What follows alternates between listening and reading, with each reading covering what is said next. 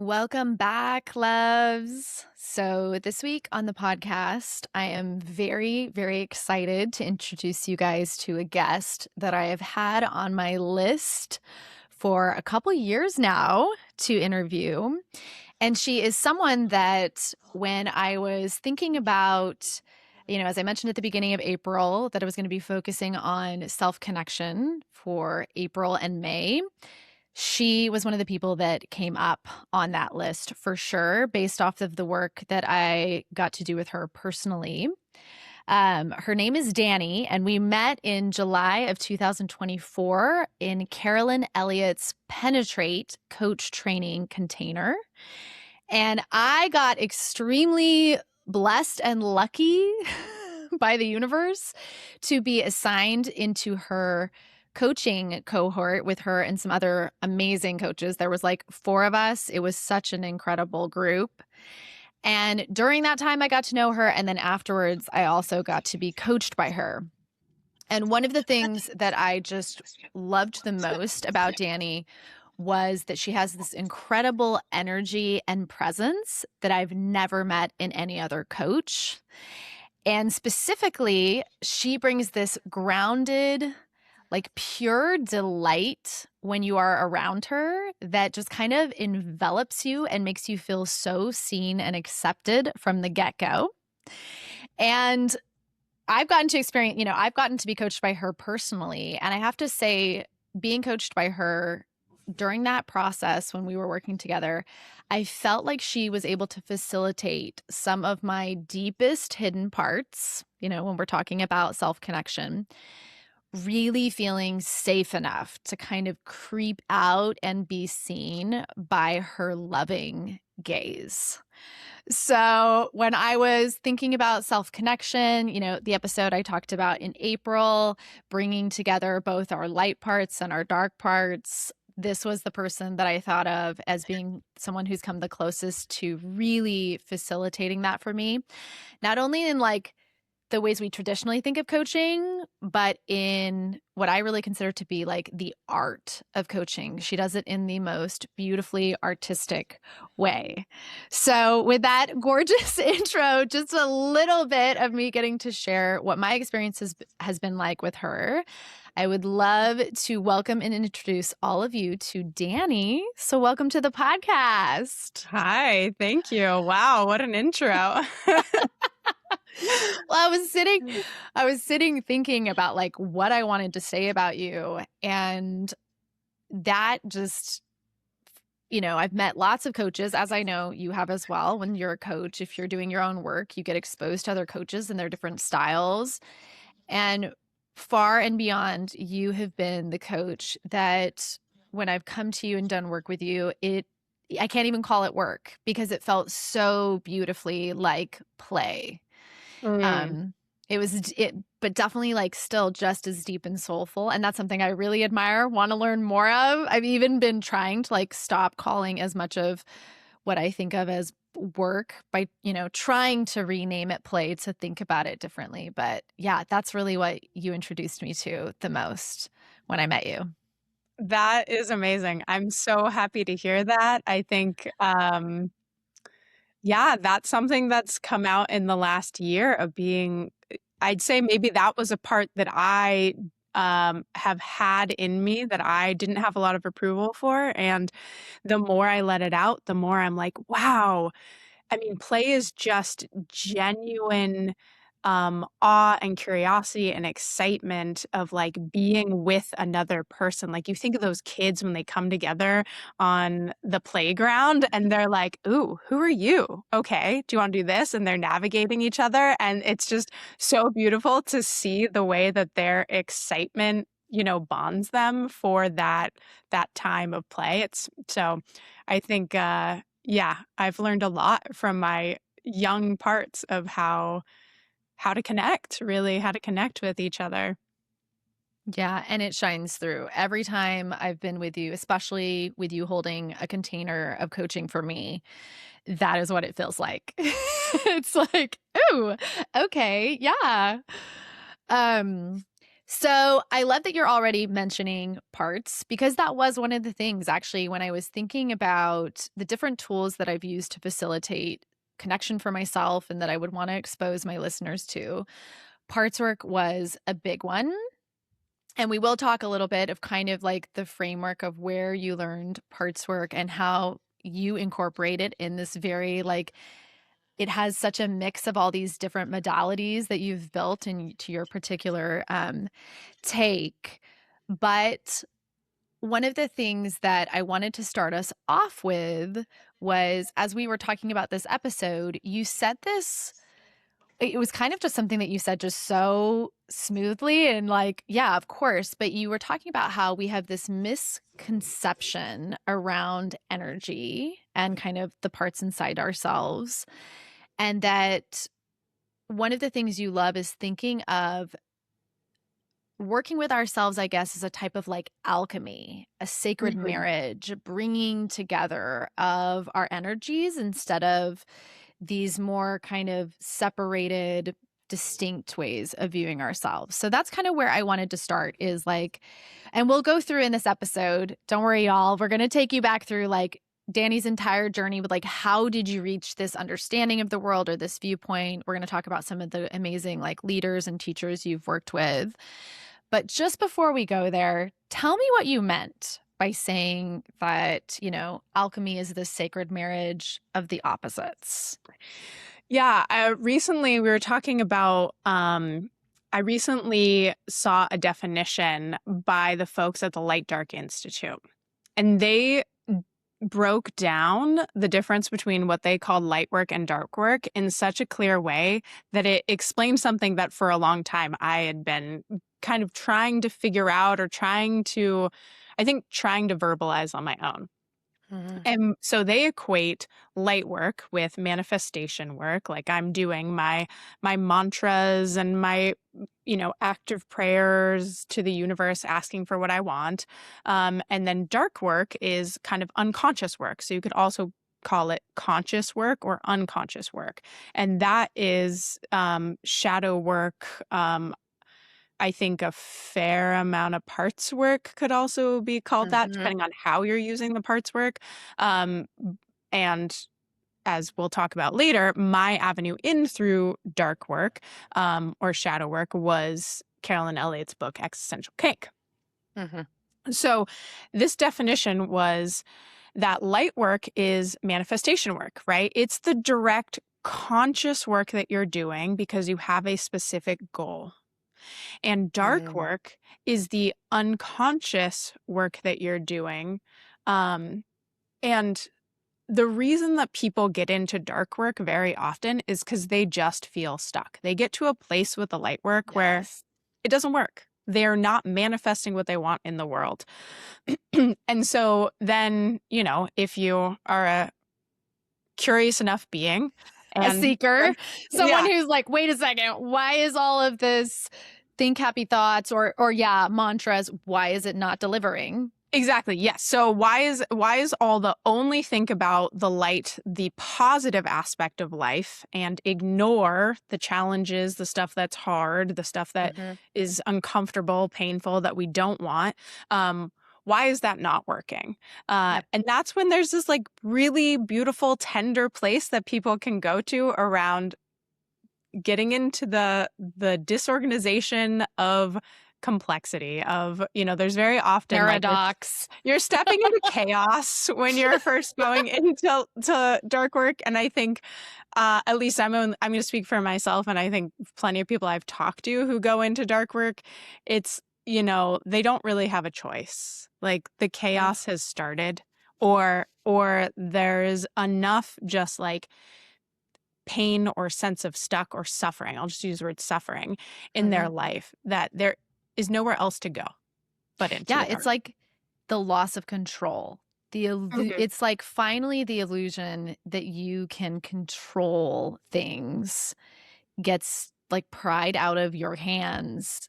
And you're right. It doesn't necessarily, I don't think I necessarily went towards, and am still, it's not even a finished process for me. I'm still in my own process right now, grappling with the dark work and parts of me that just want to resist and move away, and having to admit, like, nope, this is what's here right now. Mhm. Yeah, absolutely. I mean, some people call it the dark night of the soul or an ego death or something like that. And I think the more that you do this work, the more you realize that you're always kind of in this dance of like, I'm doing light and Yeah. dark work together. And that's what the alchemical marriage is, right? Um, it Mm. is bringing these two pieces together. So one piece that I didn't say yet about the like unconscious dark work, which is really getting into deep love and approval with Mhm. those either parts of yourself or parts of culture or society, because they're all mirrors and reflections that you do not have approval for, that you Mm. some part of you is rejecting, Yeah. both either, you know, culturally, trained, or just, I don't know if I should say that. Like, I think a lot of things are culturally trained, so I'll leave it at Yeah, I was like, how intrinsic is it? But that brings yeah. up a great point, like, of how intrinsic is it for us to actually, like, not love these parts? And you're kind of brushing up against, like, once you start doing this work, you realize maybe all of this resistance and cutting off of these parts is heavily just culturally trained Yeah, rather absolutely. I than mean, intrinsic. exactly. As kids, like, we need to be trained into how to relate in a civilization, in a society. So Mhm. that's not necessarily good or bad. It's just we are trained out of our primal nature. And then Yeah. as we get older, we can like find the balance of that, I think. And that's what the alchemical Oof. marriage is. Um, so yeah, that the thing about dark work you'll find as you go into it is when you resist things, I think there's a saying, what you resist persists. Um, or Absolutely. yeah, I think when resistance is one of the most powerful energies in the world. I have noticed anything that I resist, guaranteed it will stay in my reality. yeah, and so this is what you're touching on that I'm like going towards is it takes a lot of energy to resist Mm. something. And so finding approval for that thing liberates so much energy. So this whole marriage, alchemical marriage, is about going to the side, the unconscious or the shadow, which is where our very potent, generative, creative energy resides. Mm. And our light conscious side is our like, now I'm conscious of it. Here's my goal. Let me create it and have it in the world, because this is very focused. This is more, I think, like primordial. What are the Yeah. words? When I Um, think of the unconscious, I think of like underworld cards, and it's messy, and it's life, it's birth, it's death, all kind of commingled. It doesn't have this like nice sequential order or uh does that resonate with Absolutely. you? Absolutely. This is Yeah. like the everything resides here, and it is like this deep well of creative force. Mhm. So the marriage of the opposites, the alchemical marriage, is about taking this force that is just so powerful and so potent and marrying it with our conscious will, so that then we can actually have energy to manifest in the world the things that we want. Now, the Yeah. really fun thing, I don't know if I'm getting too deep into this, but the really No, like this is fun exactly what I was hoping you would do at the start here, so okay. keep going, Danny. Okay, great. The really like fun contradiction here is that if you were ever doing shadow work with the intention, with a goal, if you're ever doing shadow work goal oriented, you're not actually doing shadow work, right? So really what shadow work gives you is this like humbleness, this ability to really start to surrender to Mm. reality as it currently is, you know. Ugh. You were so meant to say that today. I literally, this, like yesterday, went through a whole moment of acknowledging this exact thing, that I've been doing shadow work, but with a secret, like backdoor, egoic, like, okay, I will come do this shadow work, but only because you're going to give me what I want in the conscious world. Like, and it was just another level of seeing, oh man, like you said at the beginning of giving like true love and approval to these parts in an unconditional way. And it is pure incredible magic. That's why I'm like so glad I brought you on, because that is the thing that when you've coached me, I've been like, what on earth is that? And it's something I am still deeply learning myself. Actually, yesterday was acknowledging like having such a religious background in Mormonism that was like heavily conditional, heavily like right, wrong, black, white. I was just acknowledging yesterday. I was like, ooh, I still got a lot of that like up in there from my childhood, that cultural training that even in like loving and accepting it, I need to make sure that I'm getting something back. So tell me more about what you were just saying. Like, if you're trying to do shadow work with that backdoor, secretly like conditional aspect, it doesn't seem to work. I know Carolyn talks about this in Existential Kink too. Yeah, I think Carolyn uses the hack of just pretend it's going to disappear in a month or something like that.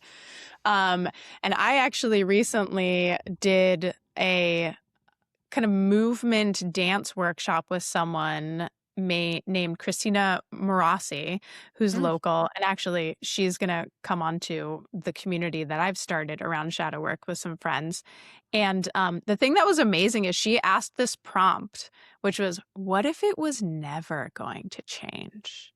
You Yeah. know, and I think that is like a deeper level. I mean, that's Yes. like PhD level shadow work, right? Where you're like, That's what I was now trying to do I'm yesterday. And I was like having a bit of the existential, like, whoa, like that level of deep surrender to life is, yeah, it's a different level of. I was telling my partner Joe, I was like, basically, when you're doing shadow work, you are taking away all of the mental constructs that allow you to have like a distance, kind of like this illusion that I can hold back life or I get to have control. And you're literally letting it come like all the way in, yeah, almost yeah. like instead of having the glass between you and the tiger at the zoo, you're like, okay, life, I'm just like letting the glass come down. Can I live in full presence with what is being offered? So she took it all the way there. She didn't even give the little like exit. What was your, I'm Yeah. just curious, what was your reaction to that question? Well, the funny thing is I realized I've been doing this work long enough that I just went straight to, well, I got two options.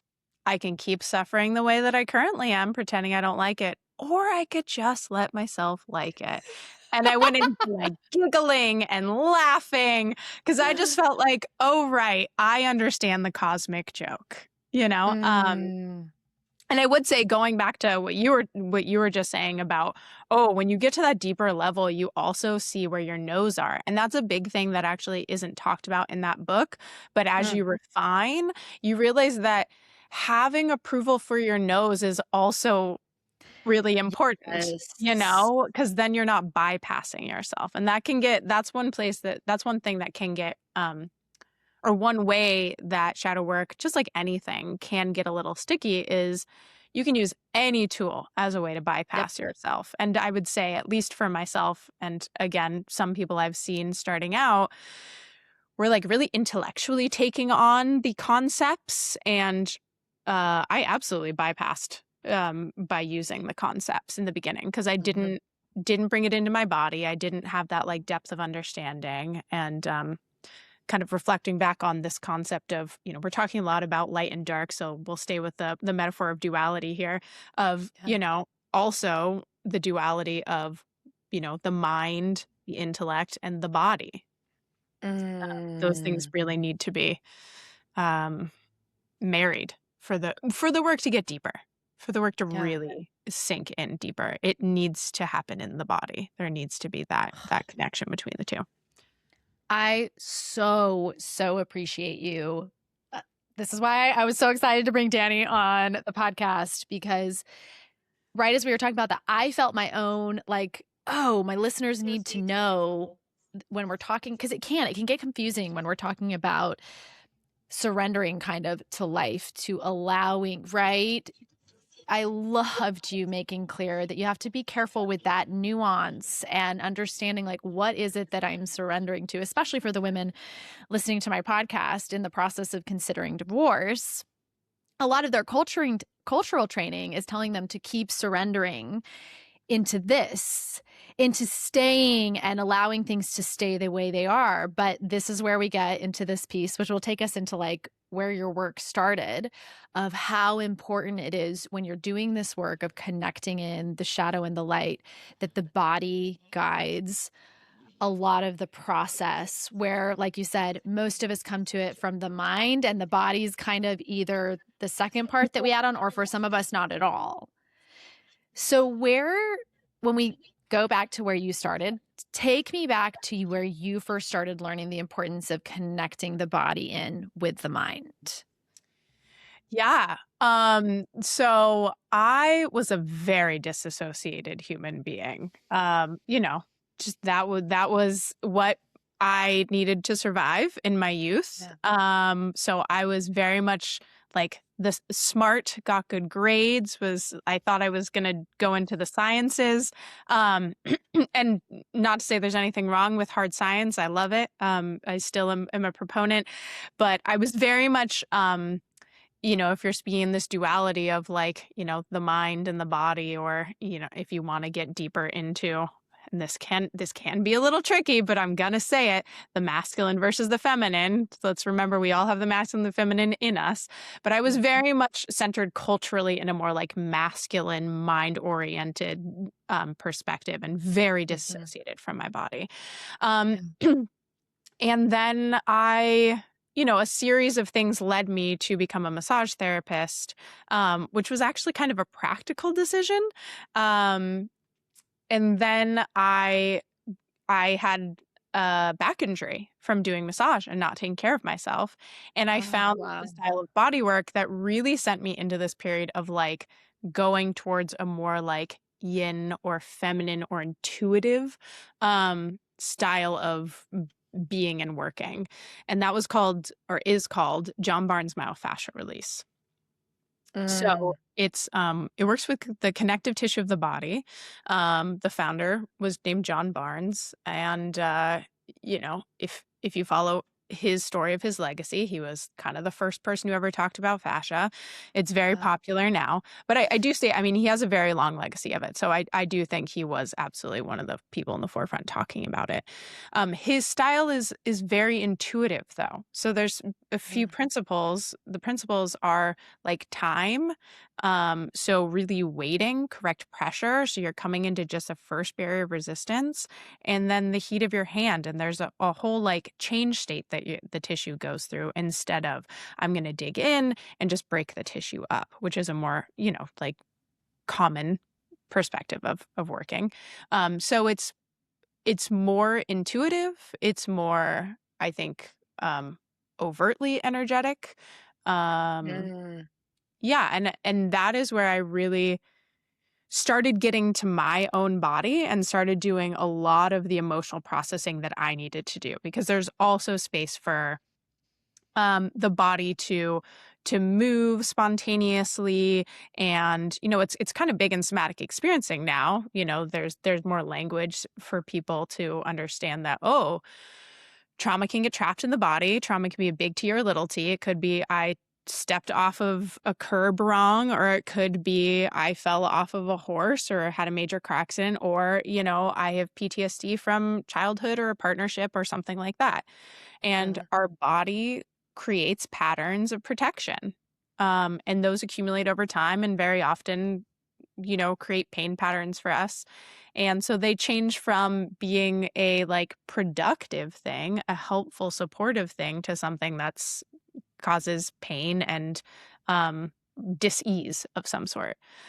So I think that was the piece for me around John's work that really brought me in so deep, was because I needed a place to start doing my own internal somatic processing.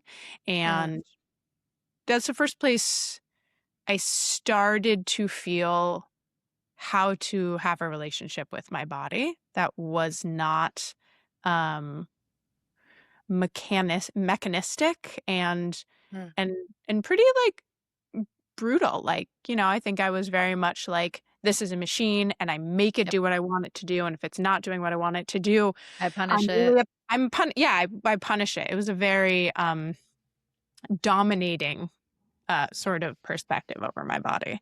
Yeah. Yeah. I'm so curious how you were able, because I imagine you're learning this. Are you learning it on yourself first before you do it on others? Like, what made that connection for you? Because you're learning how to do this on other people. How are you learning and applying it to yourself? Yeah. So I had a mentor. I said I got this back injury and I found myofascial release as a client. And so my mentor within, you know, I think a few sessions had said to me, "Oh, well, you should go to school and do these trainings." And, I was like, "Oh, okay." And so I did. And the way those trainings are structured is that they are seminar style. So, Mm. there's lecture and then there's trading, a lot of trading to learn the techniques. So, yeah, I started as a client and then very quickly started learning, and it's all hands on. So, I will say that it took me, I had to go to a training, be in a large group of people to start to understand unwinding. Like I had to see other people do it. And I think that's also big. Mm. Like I felt a similar thing for me in a paradigm shift when I read about shadow work. It was like, oh, I didn't even I didn't know that that was possible.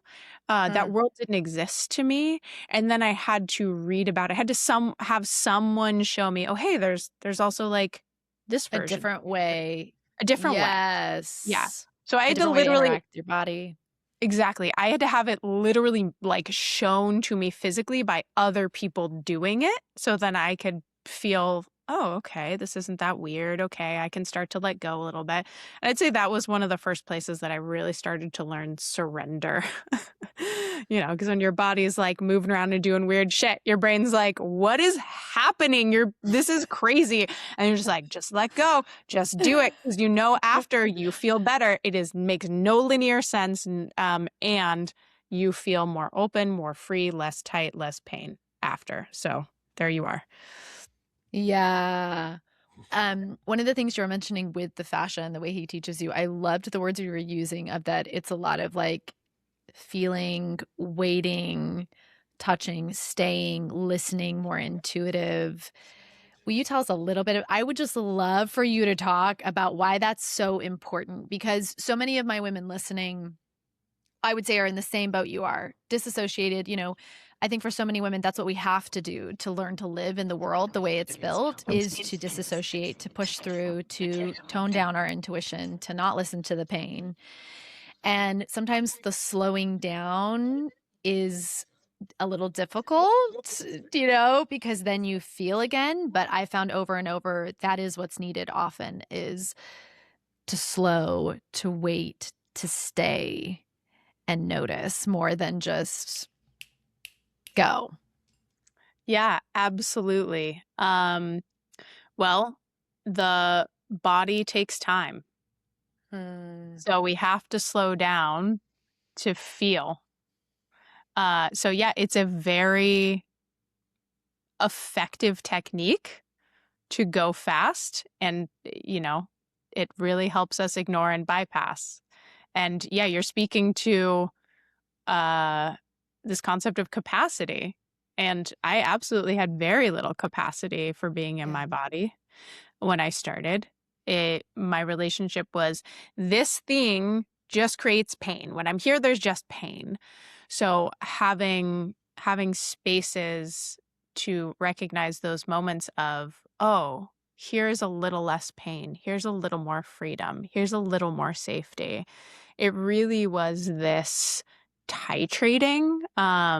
There's a really beautiful somatic practitioner, Luis Mojica, who talks about this term titrating of it's Mhm. like you're just adding a little bit in at a time. right? Just a little bit in at a time. Okay, cool. I can't stay present in my body for 5 minutes, 3 minutes, 2 minutes. Can I do it for 30 seconds? Mm. Can I feel this emotion for 30 seconds? And then I can do my behavior that, is familiar, that works, right? All mechanisms that we have to cope in the world are just tools. We don't have to have a negative or positive Association with them. association. Thank you. Thank you. Yeah, so I just wanted to say that. Yeah. I am so grateful to have your perspective coming from bodywork specifically, because I don't get to have many people on the podcast just yet that have that foundation. And I think it is what makes your coaching so delicious, is that physical, your foundation was in actually touching and working with people's bodies. Yeah, totally. Like I learned how to literally hold bodies, right? Yep. So like my learning of holding space was not intellectual. It was physical and energetic first. So yeah, I do think it was a very helpful foundation. Absolutely. Yeah. So that's where you started, was in the body. I would love for you now, and I'll just prep you. Here, I realized like we are talking about shadow work, we are talking about dark work. I don't think I have really gotten the opportunity to talk on the podcast about existential kink before, Carolyn Elliott's book. It's something I've mentioned in passing. If anybody's done a 90-minute with me, it's on my list of like resources that I'll recommend. But I would love for you to take us into kind of where you went from there. So you have this fascia work, body work. Is that when you found existential kink next after that? Yeah. So I transitioned basically mostly out of massage to myofascial release, and did that for a handful of years. And then I found Carolyn's work because, well, a lot of people will say that they find Carolyn's work in a I don't quite remember, magical way. So I will say, actually, the first time I found Carolyn's work, I was on her email list. I have no clue how I got there. Love it. But yeah, this was actually right after my back injury, before I found myofascial release. I was doing a yoga teacher training to try and heal my back. And I read her email. I just loved her style of writing. I loved how she was playful and kind of irreverent. Very irreverent. Yeah. And so I bought her course called Force of Nature, which actually eventually became the foundation for her book, Existential Kink. And Wow. as I did at that point in my life, I got super into it for a month. I told everyone else that they needed to do this thing, and then I totally dropped it. Love it. But I stayed on her email list, and would just read her emails and enjoy, reading. And she often had programs come up, and they never fit me. They didn't feel relevant to me. So I just enjoyed reading. And then in the fall of 2021, my, at that point, partner was away working for 2 or 3 months. And it actually gave me some space of having a lot of time alone that I'm just going to say, other people might call it depression. I like calling it a dark night of the soul. I got to go into a dark night of the soul. And I think, all of our tools build off of each other. So I think the capacity that I had started to build by doing the John Barnes work allowed me to start to actually sit with some really deep, painful feelings, primarily at that point, loneliness. There was a very deep well of loneliness within me at that point in my life. And right then, Carolyn came out with, hey, we're doing a mystery school. We're not going to promise you anything. We're not going to tell you anything. But if you're brave and excited and you want to hop into the unknown with a super sexy, cool, playful group of people, here we go. And I had I had been a seeker a lot of my life, but I had zero relationship to magic and hermeticism, which is Carolyn's focus. Jam. Mm-hmm. Yeah. Yeah. So, I was like, okay, this is just a practice of putting myself out there doing this interview. You have to apply and like interview and get accepted. And so I was like, I'm not going to get in. There's no way I'm getting in, but I will, practice this edge of doing this. And so I did that and I got in. And um, so I went through this mystery school, but that is how I really started her book, because it was like, before you come, you got to read this book. And I remember, I actually have one distinct memory because I listened to it on tape because Carolyn, she's the one who reads it. It's great in her voice. She's got great inflection. I remember walking a friend's dog in a field, and I can't remember exactly what part it was, but I'd had a paradigm shift. Like, it literally changed my reality to read that book. Mm-hmm. Because it showed me that I think that there was just like another way to be in the world. Mm-hmm. That felt at that point like really taboo and kind of sexy and exciting. And yeah, and kind of playful, but more on the like taboo sexy side. Mm-hmm. And so that's how I started getting into shadow work. And I'll tell you, like, so I've been engaged with this work since 2021, so 5 years. And I'm not always doing, I'm actually very rarely doing the conventional EK practice. EK practice now. But the principles and the philosophy, like, the more you just engage with it, it just gets deeper and deeper and deeper. Mm. So for those, of course, I think the majority of my listeners will not have read Existential Kink. How would you sum it up briefly for them of like what's so paradigm shifting about it? What's paradigm shifting about it is really this concept of embodied radical approval. That there are parts of us that actually really enjoy, and she uses the term get off Mm-hmm. on the things that we don't have approval for, the things that we think we don't like about ourselves or don't like in our life, those sorts of things.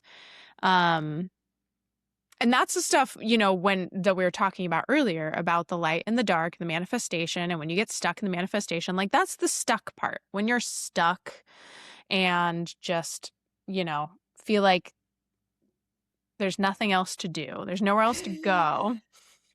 Yes. There is nowhere else to go except for into the underworld, and that's what shadow work is. It's, okay, cool, I'm consciously stuck. What am I missing? What parts of me am I? Yeah. Yeah. Go What ahead. parts of me am I cut off from or denying that in all this conscious efforting that I'm doing are still just not getting on board? Because Yeah, it's because actually the not doing is more enticing and for that part than the actual doing. So there is actually more turn on, more excitement about judging yourself for not getting out of bed at a certain time in the morning than the payoff actually of getting out getting of out bed. of bed. And so Mm-hmm. that is where you liberate the energy. You go into the like, oh my God, I'm going to stop pretending that I don't love waking up late and luxuriating, and then getting to judge myself for it and having to rush and feeling like I never have enough time or blah, blah, blah, blah, whatever that is, right? Mm-hmm. There is actually a part that really enjoys the you're not doing well enough. Mm-hmm. Yeah, and that's what EK helps you see is like Oh, I've just been completely, it's almost like our ego manages to like other all of that and then put it outside of us and not see it. And this process of deep self connection is moving towards and being more curious and open and like, oof, what's here as well. Mm-hmm. Yeah, it's like Carolyn uses the Jung quote all the time. So a lot of this came from Carl Jung's psychological concepts of the shadow, which is, I'm going to paraphrase a little because I don't know the exact words, but it's until you make the unconscious conscious, it will rule your life and you will call it fate. So yeah, you feel stuck and like a victim, and there's nothing Mhm. you can do in your life. So then Yes, you, and all the things you're trying just seem to keep you stuck even more. Mhm. You're so right that when you come to this work, it's really because every other thing you've tried is not working. And you're like, ah. And I was trying to think back to how I found Carolyn, and I don't think I can remember either. But I do know it felt like a moment in my life where it was like all the avenues I'd been trying to move forward just were not. And this was a route that just felt so foreign from most of the ways we're taught to try and create in our lives. Yeah. Yeah, agreed. So you find Carolyn, you start working with her. How did this add on and expand, this moving out of disassociation, this expanding your capacity to actually be in your body, to be connected to yourself and not just the pretty.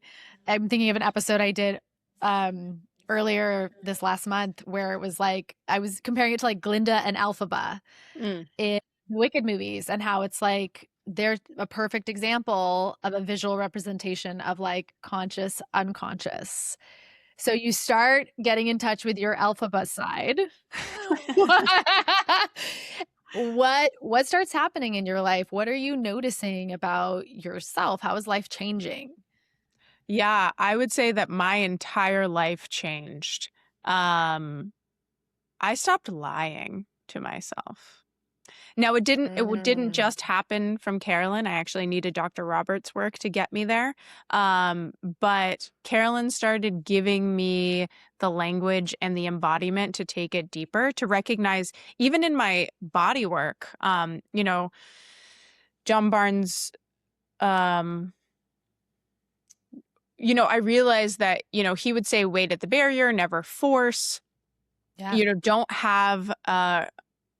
don't be invested in the outcome, because we actually don't know what is the best way for someone to release. There is Yeah. like kind of this mystical thing where we don't know exactly which piece is going to release and how things are going to release. Um, and I think that Carolyn's work helped me find more comfort in the unknown. I think I still had agendas. I still had agendas Oof. in my own work with people and in my own body. I had a really strong agenda of I want to get out of pain. I want to, that's it. Um, Mm. and so getting to, and John would say that, pain is just your body talking. It's just letting you know something is happening. It's not necessarily a negative thing. I could never go there I with was you gonna say, guys. I was like, oh, I'm No, vibing so sorry. hard with this. Pain is bad. I don't want to be in pain. And even that is like a really aggressive stance of like trying to force it away and push it away and that sort of stuff. Mhm. And so I think having a framework of going into the mind also through the body, because Carolyn's is embodied when you're really getting Yeah. deep into the work. And I mean, she says this, but I think maybe it's not explicitly, some people miss it. Like I was just having a conversation a week ago with someone who was like, oh, really? I read that book and I never clocked that it was an embodied thing. I was like, yeah, okay. But for the work to be really actually transformatively effective, it has to be in the body. You have to be Yeah. feeling the sensations in your body. Um, and so it was just another avenue. It was like adding the piece of my mind in, and the language that she uses is like, you know, it makes it a little like the tabooness, the It's such a fun it's fun. That's what I angle. was trying to get at. Exactly. It starts to make it playful, whereas before I had been like, healing is serious and Shadow like, work and yeah. yes, Mhm. even it's one of the things that I think is so special and unique about her that I've really rarely found in anybody else of taking such an irreverent, spicy kind of way to approach it that makes it jarring for your brain. And I think is special because I think that is the energy of that dark yin, she talks about it being like Persephone, that kind of underworld energy that just has a kind of like don't give a fuck kind of feeling Mhm. that makes it more accessible because it's so different than all the conscious external programming and cultural programming we typically receive on the top side world. Yeah, absolutely. Agreed. So she really helped me start to see that growth healing, however you want to call it, can be playful. And actually not only That's can good. be, but I found that really unlocked something for me. I really had to recognize the ways that I had created a story for myself with my body work that it had to be hard and painful for it to be real healing, for it to actually be progressive. For my own experience, well, I was telling my clients, "You don't wanna The force opposite. push." I was telling them the opposite, but I still internally had this, like, "Nah," this mean, dominating, like, Yeah. aggressor in me. Yeah. I loved when you talked about John Barnes and him saying, like, we don't know which piece is going to release and when.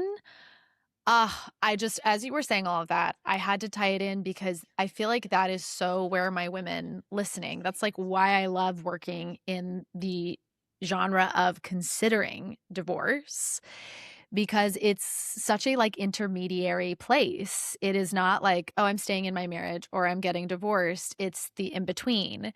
And it does take so much presence to go through that process. I know so many of my women want like all their ducks in a row and they want the entire map laid out for them. And the process actually ends up being very, like, very, very specific to each individual's journey. And so a lot of this piece of self-connection, like, why does it matter? Because it helps you to actually be sensitized, connected in enough to intuitively be able to know, like, where that next little piece is in your process, in your journey when you think about, releasing the body, rather than the scripts so many of us have been told of, like, this is what it's gonna look like for you. So I just was like, yes, you said like letting go of agendas. I mean, so many of my women, I'm like, a lot of them come to shadow work probably through this, just like considering divorce moment of what I thought was going to work, how my life was going to look is now derailing. And literally all the other avenues don't seem to make sense. So that's what kind of creates this like pressure to go, okay, maybe we go down. Maybe we go down into the self instead. Yeah, Yeah. absolutely. Yeah. I know you mentioned Dr. Roberts, and it feels like this is a beautiful place to segue into him. And one of the things I love that I hope you'll expound on is we're kind of weaving together throughout all of this. And this is what I've seen in my process too, that we need both like connection to the body and then also like mental framework to help support. And once that framework's there, it allows us to like, oh, I feel like I understand enough now to go deeper. What you kind of said at the beginning of like the mind and the body connection happening. So tell us more about Dr. Robert, how you found him, what he teaches. Take us there. Yeah. So, Dr. Robert, I found him through Carolyn. He was actually at that time Carolyn, um, her husband of the time's mentor. Mm, And he had been doing, he studied psychology. He just passed last year and I think was around 85. So had wow. many decades of studying psychology and then getting into something called neurolinguistic programming, which was really huge, I think, in the 90s. And Mhm, then he, was like a major teacher, created some of their processes, and then kind of he felt there was a piece missing. So he went mm, off. He uh the way he would say it is he basically put spirituality back into it and created what he considered a much more holistic system, which he called the Telos Institute. mm, Um, and so I found I came to his work, like I said, I had little like tastes of it through Carolyn and mhm, the mystery school. But I had really been struggling in the body work with clients, because I wasn't getting clients to unwind, which is the piece of the somatic processing. It's called unwinding. And I kept coming up against this barrier, and I just thought, you know what? I think a lot of people just need a different avenue in. They need an avenue in through their mind. And I'd had, a little experience through of Dr. Roberts' processes through Carolyn in at the mystery school, and he was teaching courses, and I just thought, I'm going to try it. And I actually really committed. I committed to his coaching training, which wow. was pretty intensive and just absolutely profound. I would say, I haven't gone deep. I'm not a trained psychologist. I haven't gotten deep into the world of psychology. However, I really do think he is someone who understood how the actual mind works in a uh, deeply nuanced way that was Mm, practical. It was not about like, here's how chemical reactions happen. It was literally about how we create, um, like mentally the world that we reside in. wow. Yeah, it was deeply profound and yeah, it gave me a lot of tools. I will also say that it's very unfamiliar for a lot of people, so I actually um have found resistance in some people wanting to do this work because they don't understand it. They're like, "What? What Mm, are we doing?" So I often talk to people about it. Oh, it's kind of like a guided meditation. However, that absolutely oversimplifies what happens. But he really understood how to help people literally shift the mechanisms of their mind. And he was very devoted to helping people reduce suffering in their lives. mm, yeah. Um, yeah, and I will also say personally, him and his wife, Dr. Luzette, are two people that I've met that like seem to be the most integrated individuals I had ever met. Like Mm, they really were adamant that they never wanted to change anyone who didn't want to change. That was also really helpful for me because I had been yeah. really raised as a savior. So I have really had to pull that back, deconstruct that. Um, so to see people just genuinely have acceptance for wherever people were in their lives, whatever degree of suffering that they were engaging in, Mhm, um, and have no desire to change it because they were like, you're perfect exactly as you are. And wow. if you ever want to shift your suffering, I have ways to help you with that. That to Mm. me was like, wow, you know? Yeah, I think that's actually pretty I was just talking about this with my partner, Joe, that I think that's pretty rare in the coaching self-help space. So I love you mentioning it's important to me too, meeting people who it feels like are using the very tools, that they claim to have. So that's beautiful. Mhm. When did you finish your coach training there? Yeah, that's a great question. Let's see. I think it started in 2023. 23. I think it was the fall of 23 and then ended the spring of 24. Pretty sure that was it. Yeah, so right before I met you in the Penetrate container with, Actually, sorry, or was that's it in tandem? no, that's incorrect. It was fall of 22 and spring of 23. Sorry. Mm. So Uh, you'd been, a year before. yes, exactly. I met you a year after. Yeah. Yeah. And you feel like, you know, when you mentioned the somatic processing, what you're saying you were struggling with is like people actually having releases of their trauma coming through their body in the session. Is that what you were meaning? Yes, exactly. John Barnes was a very amazing healer and quite good teacher. However, I never feel like he understood how to verbally explain helping Mhm. people get to unwinding. Again, I think people who saw unwinding or had different languages for it, maybe had dance backgrounds, had Yeah. some sort of embodiment already, got it and could go there. But for the majority of us, without that uh, being actually shown to us, it was like, this is too foreign. I don't get it. I do have clients unwind some, but it's very subtle. It's like a neck will move, an arm will move, and it's very subtle. Hmm. So Dr. Roberts then brought in for you like the connecting piece of being able to kind of explain and bridge that gap for your clients, for yourself. Yeah, I would say he gave a tool for people to. So what I was finding is these blocks in people's what do I want to say? In their beliefs Mhm. were in part affecting the blocks in their body. So I was only able to take them so far in their body before I was like, "Oh, this is like psycho-emotional and I can't physically take them any further Wow. without having the psycho-emotional piece." That's the more correct way of saying it. And so the stuff I learned through Dr. Robert was actual tools of, "Okay, this is what you're coming up against. Let's dialogue it through your mind instead." Mm.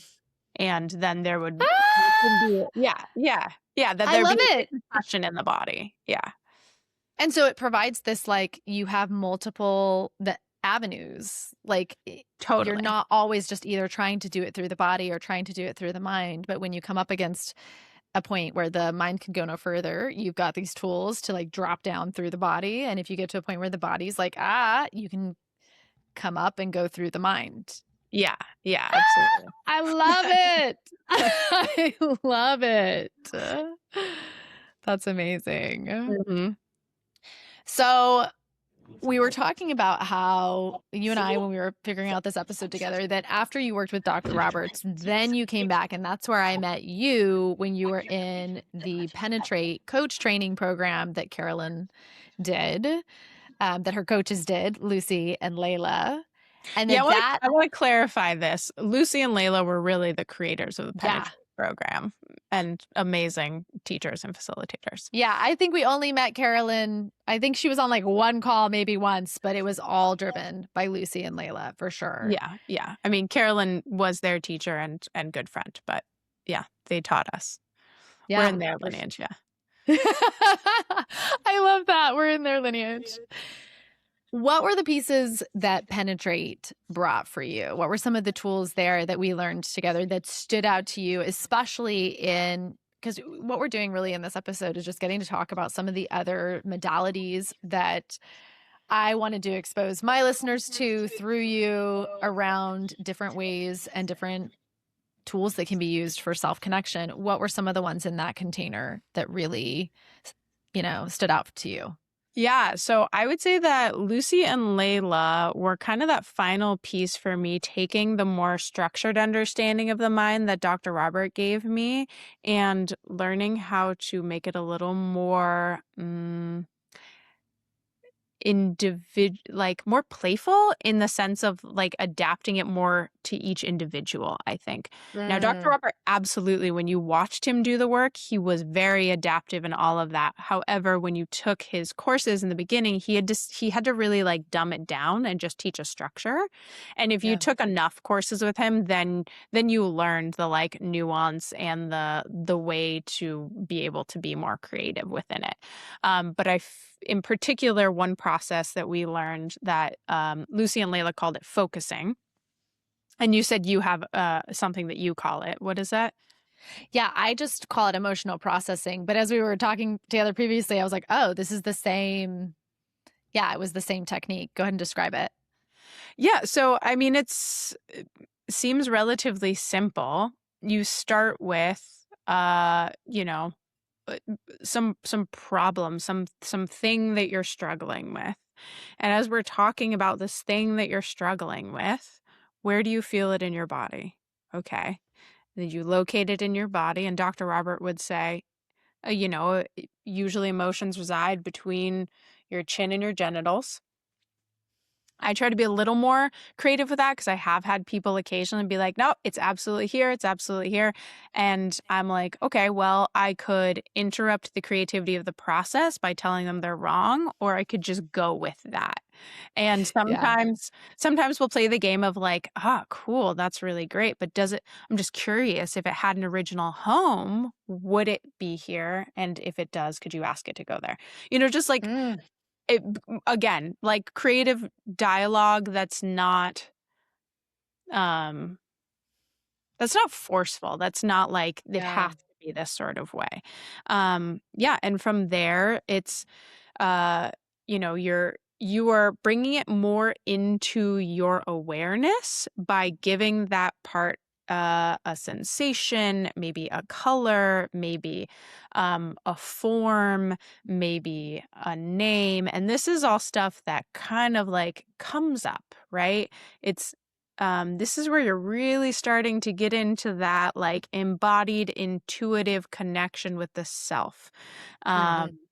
it can be it's like learning a new language, right? Yeah. Like I remember in the beginning, I'd be like, I don't know, I'd be like thinking of a name, like what name should I give this part, And that's also where this concept of like the slowing down and the listening comes in, right? The more time you can slow down and listen and be with the part, the more it kind of just reveals.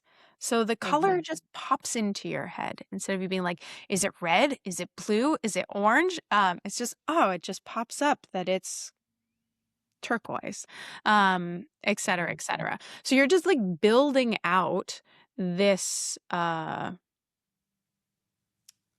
this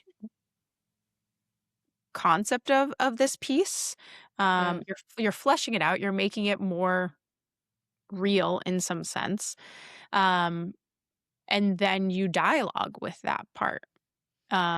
I think the most important part is to ask it its name, and then you dialogue with that part about whatever the situation is, and you hear it out, and you share your piece. And very often there is, Dr. Robert would say this, and I think this also reflects a bit back to, um, Carolyn's work and the body work from John Barnes, where it's like all parts of us actually, to some degree, no, all parts of us love us and have positive intentions. It's just the hmm. mechanisms they're using don't work well anymore. Like I said with the Yes. body, with the body, right? Like, oh, a protective mechanism, which then turns into misalignment and pain and lack of function. A physical way that we protect our intellectual way that we protect ourselves, which is very successful when we're 4 years old or 15 years old. But like now I am 38 and I have way more tools and resources and avenues that I Yeah. can use that are more appropriate, Effective, more effective. supportive. Exactly. Yeah. Yeah. That's one Um, of the things that when I'm thinking of how you coached me, we did a lot of this work of you just really beautifully guiding me down into the body, us locating a part, and then speaking to it, but in a way where it wasn't like you had an agenda. I think that's one of the trickiest things when you're first learning parts work, when you're first learning to connect with self. And I loved you admitting, and I will admit fully too, that in the beginning, you do tend to do a lot of this work with the hidden agenda of like, and now you go away. and now Absolutely. and now I like can get you to stop doing what you were doing. But with you, I always felt like there was just this presence and openness. So I wondered if you could speak a little bit to watching that in your clients, doing that work in your with your clients, helping them to approach with more of a curious and playful energy, and how that changes things for them. Mm, What have you yeah. noticed there? Well, I think what I've noticed is it allows them to actually open up, feel safe, and find I just like new opportunities within Mm, themselves. Very often there's this like aha about how collaborative these parts within them actually want to be when things are just approached from that space of like genuine curiosity mm, and genuine acceptance and love of I'm not yeah. going here to change this thing because it's just I'm going here to build relationship. I think that is kind of the the avenue that I'm just realizing this now as I'm saying it. I think that is really the focus is I'm not like we're going here to change something. I'm like we're going here to build relationship and see what Mm. happens. Yeah, because I'm realizing too, as you say, ultimately in the act of wanting to change something, there is a resistance. There is a seed at the heart of that that is some kind of resistance to what is. And thus, the next step is I want to go change what Mhm. is here. And that's the beautiful thing, too, about Carolyn's work is it doesn't mean you can't change stuff going forward. That's the whole we don't get stuck in like, well, I just need to accept everything and I don't get to change anything. But it's that if it is going to change, it's not coming from a annihilating of self or a negating or a hating on these parts. But you come to the place from, like you said, connection and curiosity. And usually what you find is like you said, this part is actually trying to help me. It's just maybe a little bit confused or we're miscommunicating on what needs to happen. And when you sync back up, that energy, instead of like flowing against you like a river where you're like fighting against the flow, it joins with you. And then the change can be done, but with wholeness rather than like a fracturing off from ourselves. Absolutely. That was gorgeously put. Thank you, Britta. Yeah, well, this is what I knew was going to emerge on this episode because us both coming at it, these are concepts that I, in my personal work, like love deeply and am grappling with, like in my own wrestling with, but that are very difficult for me. And I've been nervous about bringing to the podcast because it's just, it can go off sideways or it can seem like it's not making sense. So I was really excited to like, yes, that's the magic of moving into the world and being able to create from more of like wholeness, internal wholeness of both the light and the dark, rather than what most of us have been taught, which is you have to cut off the dark parts and focus only on the light to like really push through. Yeah. And this is a slowing down and going, the cost, you just reach a point in your life, at least I have, where it's like the cost of continuing to cut off all of that energy that's down in the dark, in the feminine, in the yin, in the underworld. With what I want to create, I can't get there without this. Yeah, It, and to be honest, like I don't know, maybe not everyone feels this way, but I found that the more you do it, the more you're like, "Ah, this is amazing. Like how did I yeah. how silly of me to think that I could do this without this Out. potency here, you know? And why would I want to? No part of me ever wants to do that again because that was really hard. And this is, I mean, you know, whatever may have challenges in its own way, but again, the reward is so, so potent. It's so nourishing. It feels like a foundation. Hmm. Yeah, and as you said that, I realized too, it almost reoriented me as well of it's become less about like these are the things I want to build as much as it is like an arrival in realizing, oh, what I'm wanting to build, like it's right here, right now. There's a deep Mhm. sense of presence in the now that is less goal driven and more responsive in that, like, where does life want to take me? What wants to be born next? What's going to come through?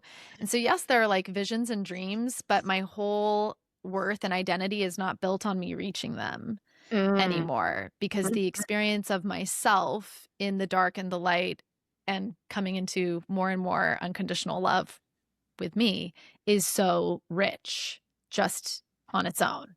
Yeah. Right? Mm. Okay. Seriously. Yeah, totally. And I will say, I I so like I feel incredibly lucky to be talking to you at this exact moment in my life, Dani, because this is like a cycle that has come back around for me. So Mm.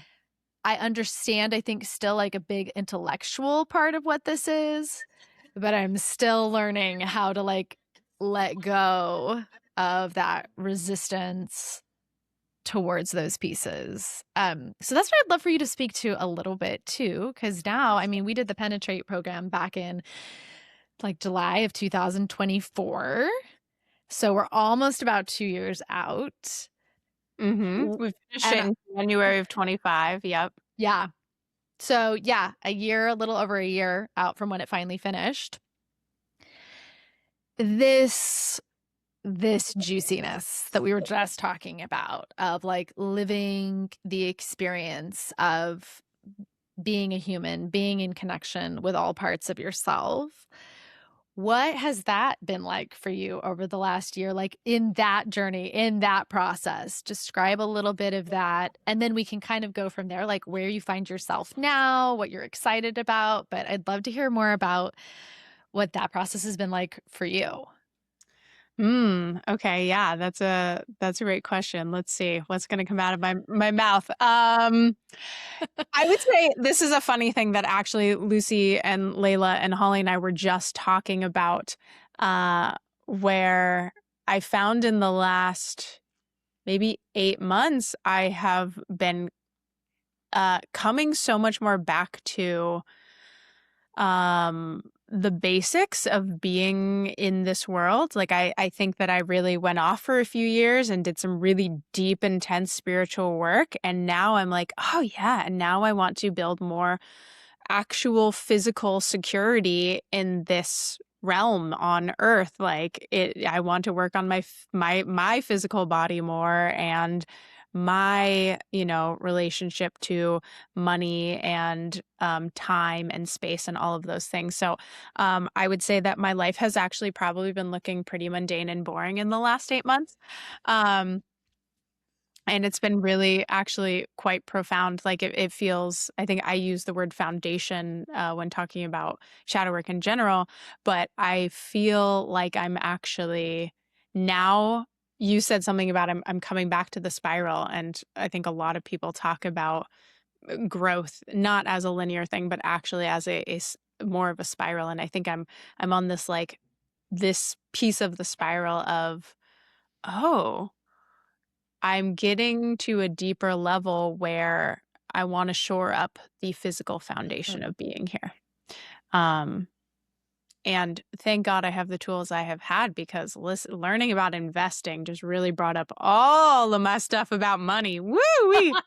Like if you want to do some alchemy work, uh, work on money, your relationship. Oh, it is hearing you say this is so like deeply because I feel like the same. My path had to go like very like out into the deep, vast reaches and a lot of like heightened experiences, maybe some of that EK, you know, the taboo, and like it's going to be in these big transformative experiences.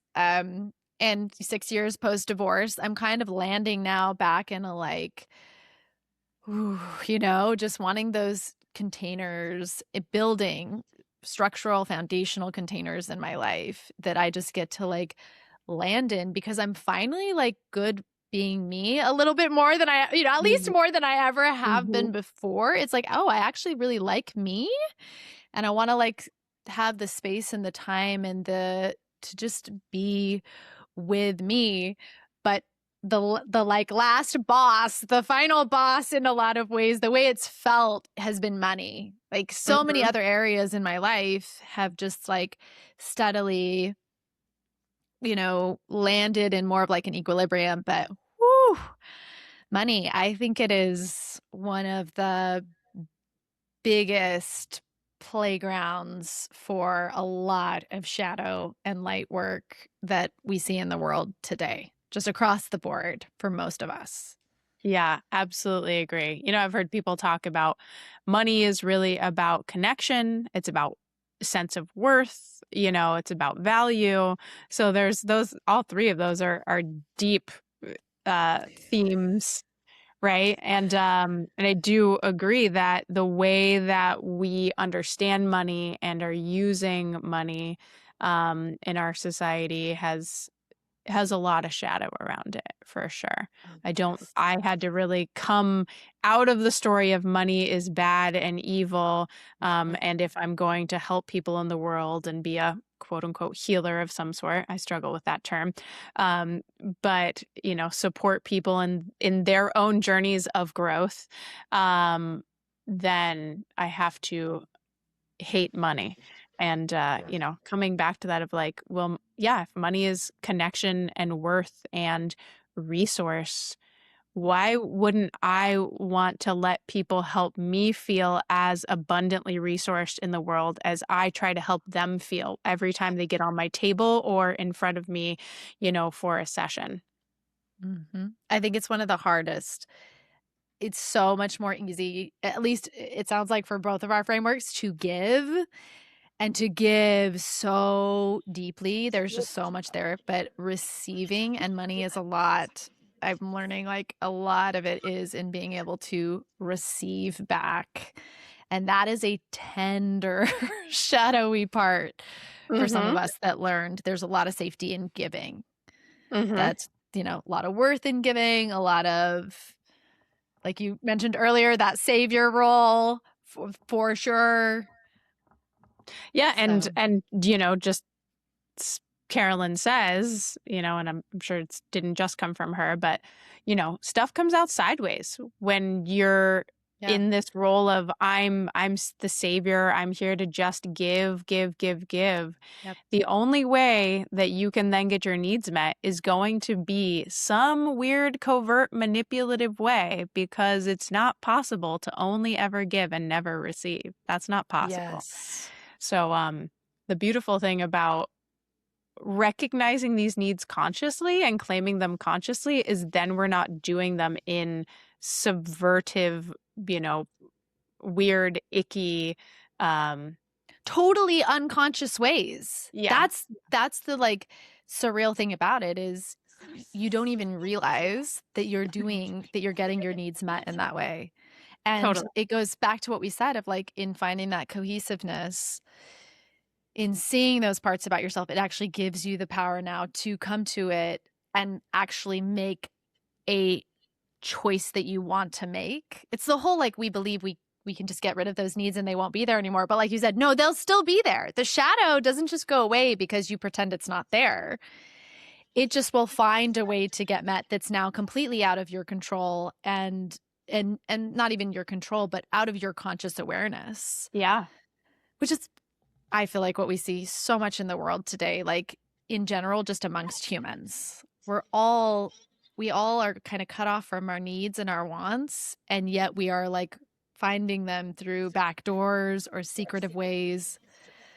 So shadow work, at least for me, has helped me come into a lot more of like, oh, I do want this.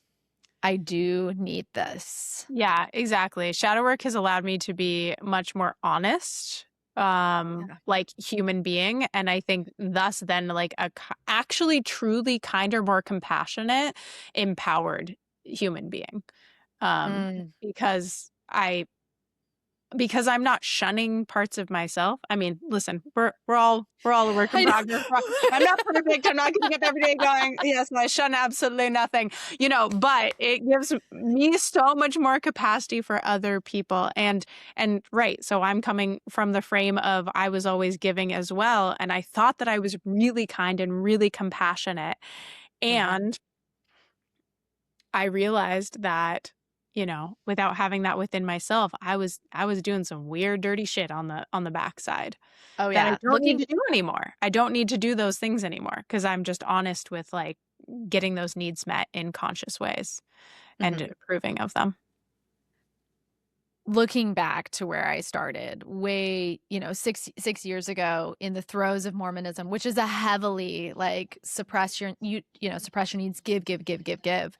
Yeah, I would have to say that was looking back externally, I looked the most giving, but with the people who knew me most, my children, I was the least. It was always giving with strings attached. It was always resentful and frustrated. And that stuck feeling of just, why am I giving and not getting back what I wanted? Because the fundamental piece was this secretive, I'm ultimately wanting to get things. And that's why I'm giving. Ah, Mm-hmm. it's just such a like, I love getting to vibe with you about and get to talk about on the podcast about such a deep, just the nuance that's down underneath there that a lot of us maybe don't even realize or come to until later on in life. I didn't really until, my 30s, where I started to go, what I am doing is not working. Maybe there's something else. Same. So, Yeah. yeah. So I would love to hear now where you are at this moment. Like, what are you doing professionally? Tell us about your offerings. Tell us what's got you excited. What's that next kind of piece? Similar to me, I always feel like there's like a new thing or something that's like building. What is that for you right now? Yeah, I would say actually kind of there's two things. Most exciting thing is I'm actually putting myself out into the world now. I had a period of really, really resisting like marketing myself or being seen in the world and that sort of stuff. And it's just this year, like in the last few months, I'm like, oh yeah, I'm ready. I'm ready to be out there again. So, um, locally, my bodywork practice is rebuilding a little bit.